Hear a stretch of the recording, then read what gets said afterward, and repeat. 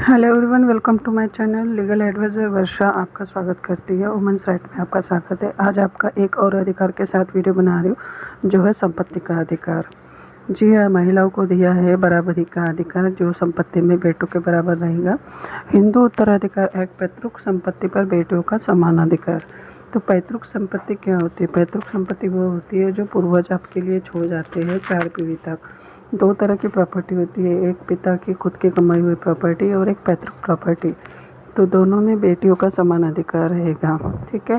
पिता की संपत्ति जो पिता ने खुद कमाई हुई है, अगर वसीयत बनाए बगैर अगर पिता की मृत्यु हो जाती है तो उसमें बेटा और बेटी का समान अधिकार रहेगा। सुप्रीम कोर्ट ने अपने अहम फैसले में कहा है कि हिंदू उत्तराधिकार संशोधन अधिनियम 2005 के लागू होने से पहले हिस्सेदार की मौत होने पर भी बेटी का पैतृक संपत्ति पर अधिकार होगा। कोर्ट ने कहा बेटी हमेशा बेटी रहती है। देखिए, अगर पिता के नाम पे पैतृक संपत्ति आ गई है और पिता की मौत हो गई है और उसका बंटवारा नहीं हुआ है अभी, तो उस पे बेटी अपना अधिकार बराबर का हिस्सा मांग सकती है। अगर तो प्रॉपर्टी भाइयों के नाम चढ़ चुकी है 2004 के पहले और जमाबंदी उनके नाम पे चढ़ चुकी है, तो इस सिचुएशन में बेटी अपना अधिकार नहीं मांग सकती है। लेकिन 2005 के बाद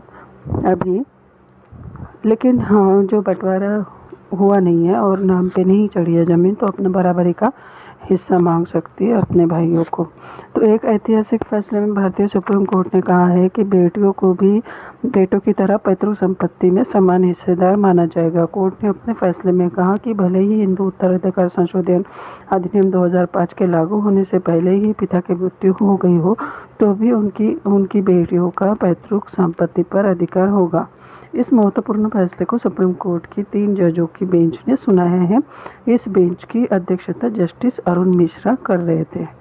तो इस तरह से बेटियों को पैतृक और पिता की संपत्ति में समान अधिकार मिला हुआ है।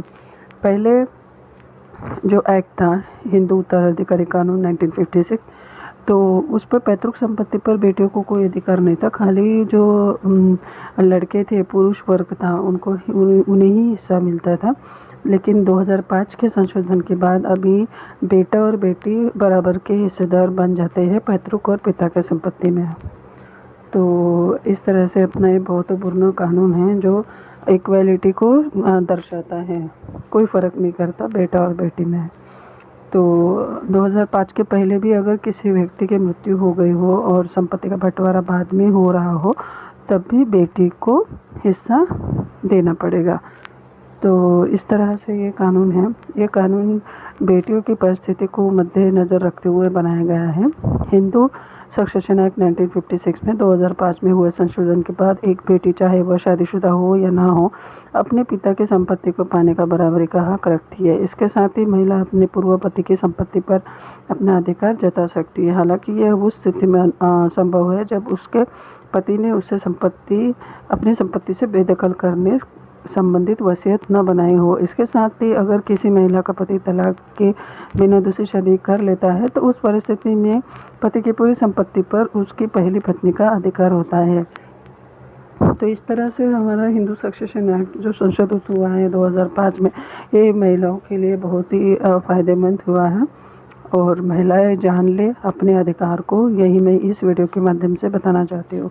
क्या है कानूनी समाधान? अगर आपको पैतृक संपत्ति में हिस्सा देने से इनकार कर दिया गया है, तो आप विपक्षी पार्टी को एक कानूनी नोटिस भेज सकते हैं। आप अपने हिस्से पर दावा ठोकने के लिए सिविल कोर्ट में मुकदमा भी दायर कर सकते हैं। यह सुनिश्चित करने के लिए कि मामले के विचाराधीन होने के दौरान प्रॉपर्टी को बेचा न जाए, उसके लिए आप उसी मामले में कोर्ट से रोक लगाने की मांग कर सकते हैं।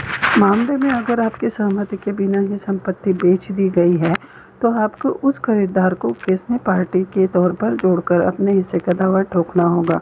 तो इस तरह से ये है कानूनी समाधान। तो मेरे वीडियो आपको कैसा लगा तो बताइए, कमेंट कीजिए, लाइक कीजिए वीडियो को, चैनल को सब्सक्राइब कीजिए। मिलते हैं नेक्स्ट वीडियो में, तब तक के लिए बाय।